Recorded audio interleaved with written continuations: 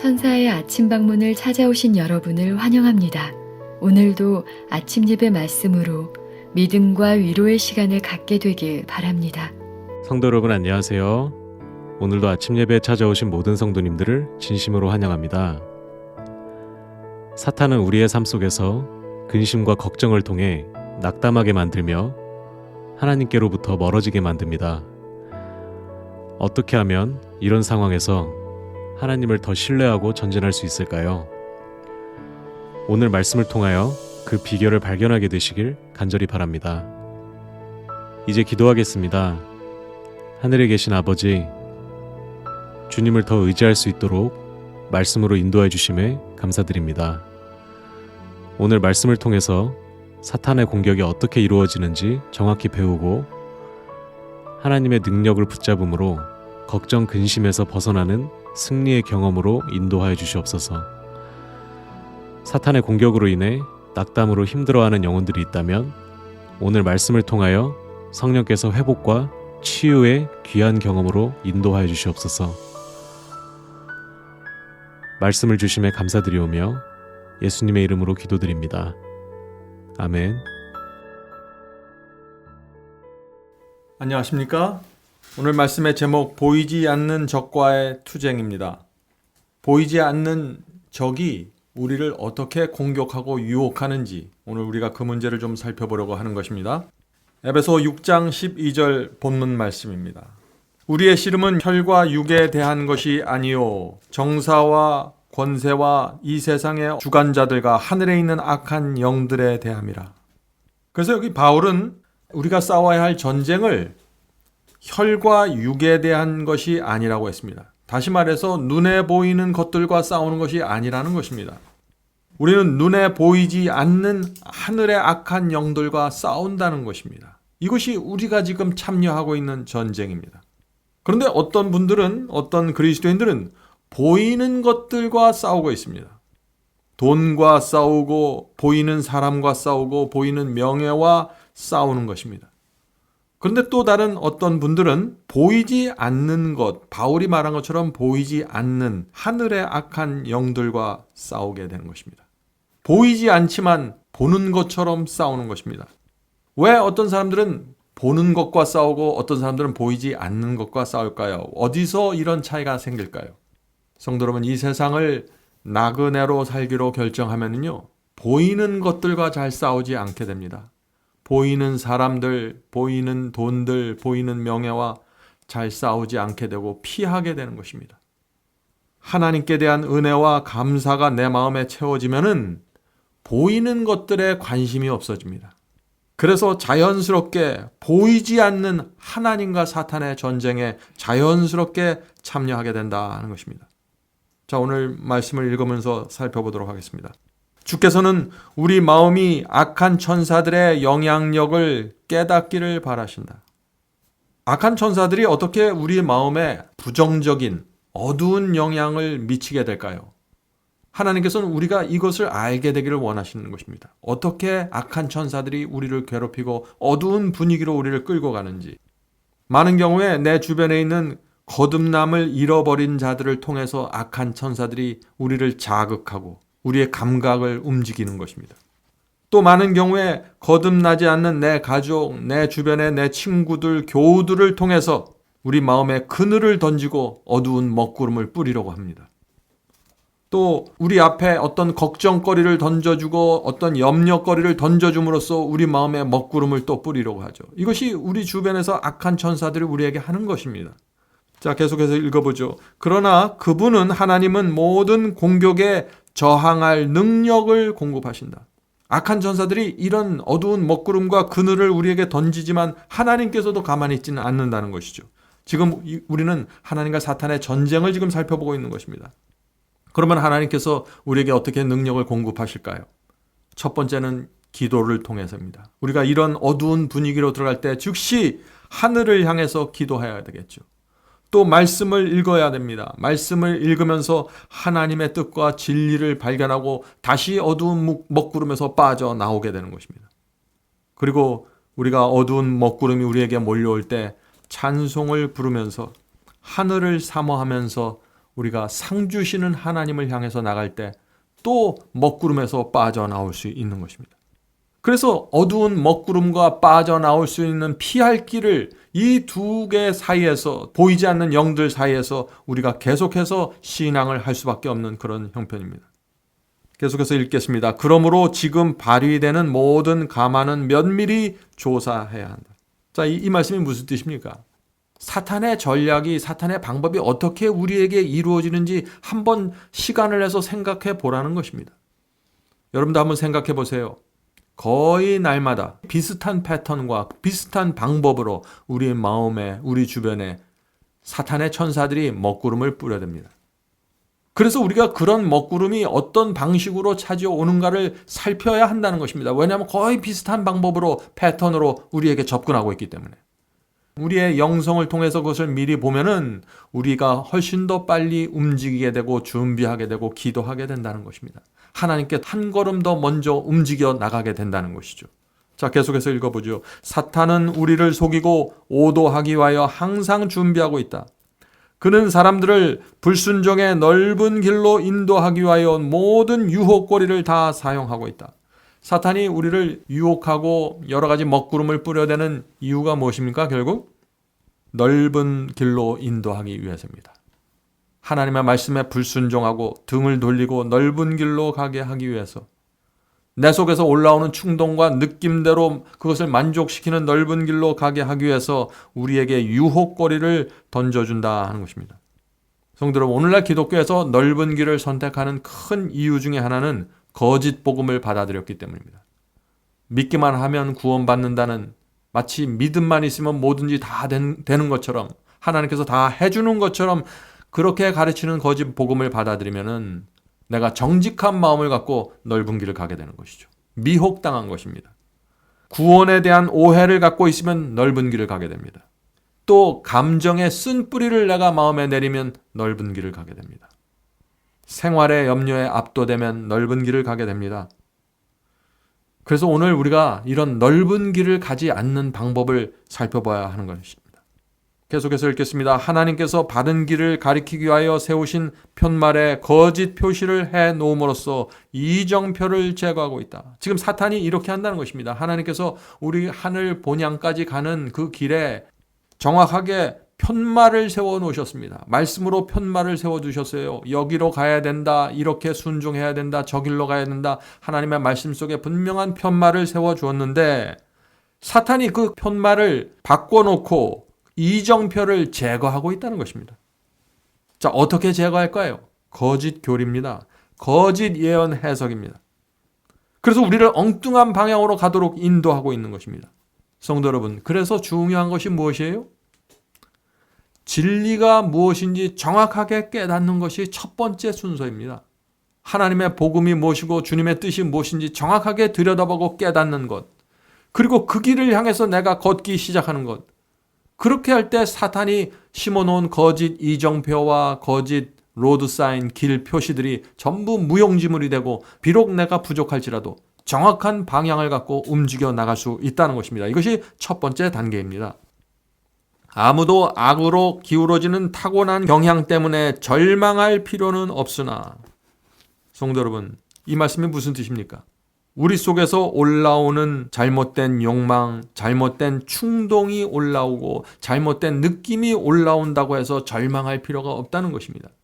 이것은 아무리 거듭나고 성결한 그리스도인들도 다 이런 느낌과 이런 충동을 느끼면서 갖고 살아갈 수밖에 없는 것입니다. 그러나 문제는 무엇이에요? 문제는 이것입니다. 하나님께서 성령을 통해서 죄를 깨닫게 하실 때 잘못을 행하는 자는 회개하고 고백하며 악을 버려야 한다. 그런 충동과 느낌이 올라올 때 성령께서 그것을, 그런 느낌이 올라온다는 것, 그런 충동을 올라온다는 것을 가르쳐 주실 때 그것에 굴복해야 한다는 것입니다. 그것이 죄라는 사실을 내가 인식할 때 버려야 된다는 것입니다. 그래야 우리가 넓은 길로 들어가지 않게 된다 하는 것입니다. 의인이란 속에서 악한 충동이 전혀 올라오지 않는 사람들이 아닙니다. 의인이란 성령께서 알려주실 때 굴복하는 사람들입니다. 의인이란 악한 욕망이 올라오려고 할 때 그것을 물리치는 사람들입니다. 기도를 통해서 말씀을 통해서 내려놓는 사람들입니다. 그들이 의인입니다. 계속해서 읽어보죠. 악한 천사들 아니면은 하나님의 천사들이 사람들의 마음을 지배하고 있다. 우리의 마음을 하나님께서 통제하실 수 있도록 해야 한다. 그렇지 않으면은 흑암의 세력이 지배한다. 자, 어떻게 하면은 하나님께서 우리 마음을 통제하실 수 있을까요? 하나님은 전지전능하신데 하나님께서 통제하실 수 있도록 우리가 허용해 드려야 한다는 것입니다. 내가 하나님과 한편에 있어야 됩니다. 하나님과 사탄의 전쟁이기 때문에 내가 확실하게 하나님 편에 서 있어야 하나님께서 나를 통제하실 수 있다는 것이죠. 내 뜻과 하나님의 뜻이 하나가 돼야 됩니다. 내 인생의 목적이 하나님과 하나가 돼야 됩니다. 내가 이 세상에 살아가는 이유가 하나님의 뜻과 하나가 돼야 됩니다. 그러면 하나님께서 우리 속에 들어오셔서 통제하실 수 있게 되는 것입니다. 다시 말해서 내 마음이 성령과 대적하는 상태가 되면 안 된다는 것입니다. 하나님과 화목한 상태가 되어야만 하나님께서 우리의 마음을 통제하실 수 있다는 것입니다. 성도 여러분, 이 하나님과 사탄의 전쟁에는 룰이 있습니다. 게임의 룰이 있어요. 그것은 무엇이냐면은 하나님도 사탄도 마음대로 하실 수 없고 이 피조물인 인간이 마음을 열고 누구 편에 서기로 결정하는가에 따라서 그 존재의 종이 되는 것입니다. 우리가 우리의 마음을 움직여서 하나님을 향해서 나가면은 그때 하나님께서 오셔서 천사들이 와서 우리를 도와주고 우리의 길을 인도해 주시는 것입니다. 그런데 우리의 마음이 하나님과 대적하고 있으면은 사탄이 와서 악령들이 와서 우리의 마음을 지배하게 된다는 것입니다. 계속해서 읽어보죠. 우리가 오늘 어디에 서 있는지, 임마누엘 왕의 피 묻은 깃발 아래 서 있는지 아니면 흑암의 깃발이든 검은 깃발 아래 서 있는지 묻는 것은 적절한 일이 될 것이다. 둘 중 한 편에 정확하게 서야 된다는 것이죠. 자, 마지막 문단으로 들어가겠습니다. 하나님의 백성들이 그분께 충성을 다하는 한, 그들이 산 믿음으로 예수님을 붙잡고 있는 한, 그들은 하늘 천사의 보호 아래에 있으며. 자, 여기 중요한 말씀이 나옵니다. 우리가 하늘 천사의 보호 아래에 있을 수 있는 두 가지 조건이 나오죠. 첫 번째 조건은 뭡니까? 우리 마음이 하나님께 충성을 하고 있는 상태여야 됩니다. 두 번째, 살아있는 믿음으로 예수님을 붙잡고 있어야 됩니다. 그렇게 되는 한, 하늘 천사들의 보호 아래 우리가 거하게 된다는 것이죠. 계속해서 읽어보겠습니다. 사탄은 그들을 멸망시키고 악한 괴계를 사용하지 못할 것이다. 자, 우리가 하늘 천사 아래에 있으면 사탄의 천사는 전혀 무기력하다는 것이죠. 자, 여기서 우리가 한 가지 좀 살펴보려고 합니다. 산 믿음으로 예수님을 붙잡고 있어야 천사들의 보호를 받는다는데 산 믿음이 무엇입니까? 이 산 믿음인 그것은 주님을 억지로 따르는 믿음이 아니라 주님을 기쁨과 만족으로 따라가는 믿음을 말하는 것입니다. 시편 23편에 나오는 이 말씀이 살아있는 믿음입니다. 그래서 오늘 제가 이 시편 23편에 있는 말씀을 좀 여러분과 나누려고 합니다.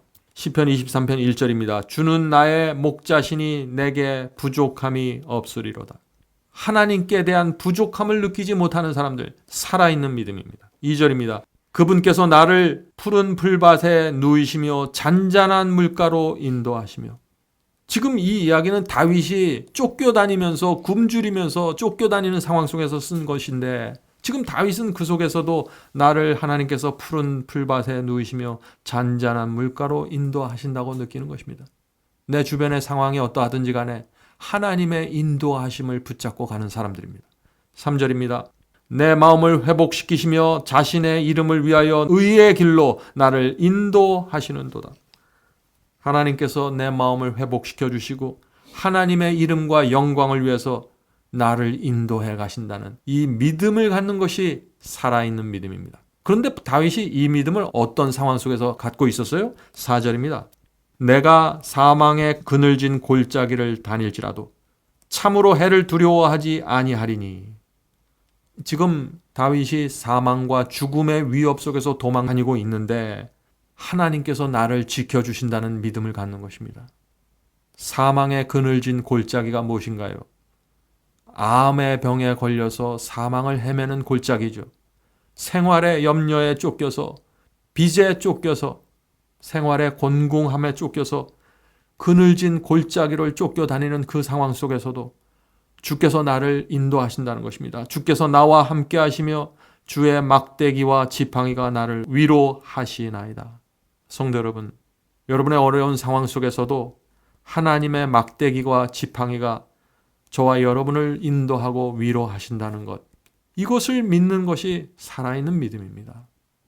5절입니다. 주께서 내 원수의 얼굴 앞에서 내 앞에 상을 차리시고 나를 괴롭히고 나를 힘들게 하는 원수들이 보는 앞에서 내게 밥상을 베푸시고 먹을 것을 제공하시고 까마귀로 나를 먹이시는 하나님의 사랑과 인도하심을 바라보고 그것을 믿고 살아가는 사람들, 살아있는 믿음을 가진 사람들입니다.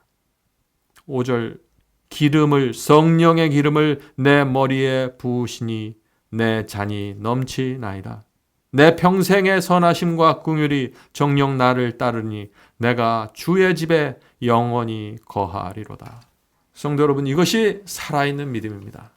사망의 그늘 아래에 있어도 주께서 나와 계시면 감사한 사람들, 하나님 한 분으로 만족하는 사람들, 내가 주님께 드린 것보다 주께서 내게 베푸신 것이 비교할 수 없을 정도로 많다는 사실을 깨닫는 자들, 내 인생에 하나님 외에는 답이 없다고 느끼는 자들, 이런 사람들이 살아있는 믿음으로 주님을 따르게 될 것이고, 그런 사람들은 좁은 길에 대해서 전혀 불만족하지 않게 되고 모든 염려와 걱정거리로부터 해방되게 된다는 것입니다. 성도 여러분, 오늘 하루도 주께서 우리를 푸른 풀밭에 누이시고 잔잔한 물가로 인도하시기를 간절히 바랍니다. 자, 기도하겠습니다. 하늘에 계신 아버지, 이 세상이 참 험하고 곤궁하고 염려와 걱정거리가 저희의 마음을 억누를 수밖에 없는 그런 상황의 세상입니다. 그러나 주께서 하나님의 지팡이와 막대기로 인도해 주시니 저의 길이 평탄하고 또 저희 원수 앞에서 밥상을 베풀어 주셔서 원수의 얼굴에 뜨거움을 주시고 숯불을 올려주시니 저희가 그 주님의 사랑과 인도하심을 믿고 이 길을 갈 수 있도록 도와주시옵소서.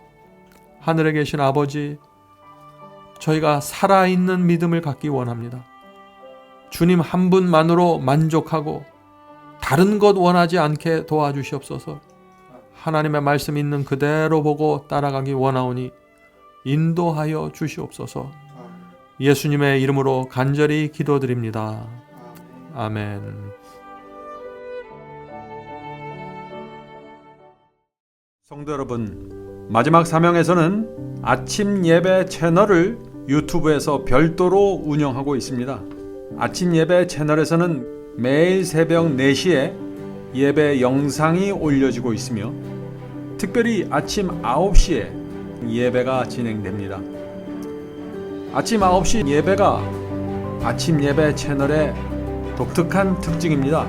원하시는 분들은 유튜브에서 아침 예배 채널을 별도로 구독 신청하여 주시면 저희와 함께 아침마다 예배 드릴 수 있습니다. 매일 아침마다 하나님의 말씀으로 저희 모두가 주 앞에 나와 예배 드리는 신앙으로 함께 나가게 되길 간절히 바랍니다. 감사합니다.